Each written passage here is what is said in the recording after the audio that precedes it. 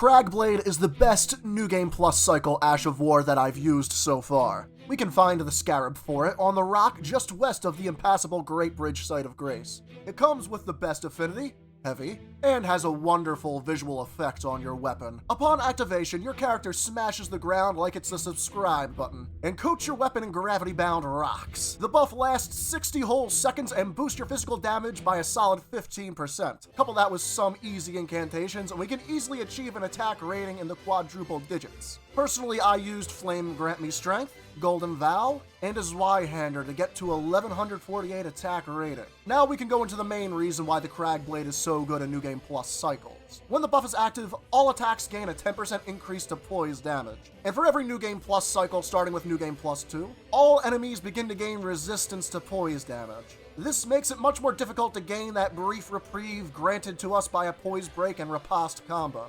We get around this by the most effective way possible. We put Big Rock on Big Weapon, and screech like a chimpanzee when we hit the bad guy with it. While I'm confident any large armaments will work for Cragblade, from great spears to great swords to colossal weapons, the colossal sword weapon class feels the best for this playstyle. I had 60 vigor and 40 endurance, because I'm a light load connoisseur, which is why I also used the Great Jar's Arsenal and the Erdtree's Favor +2 on this character, and my last two talismans were the old reliables. 54 strength to two-hand my weapon and get to the soft cap, and 25 faith to use Golden Vow and Flame Grant Me Strength. All remaining points should go into Mind for a level 150 build.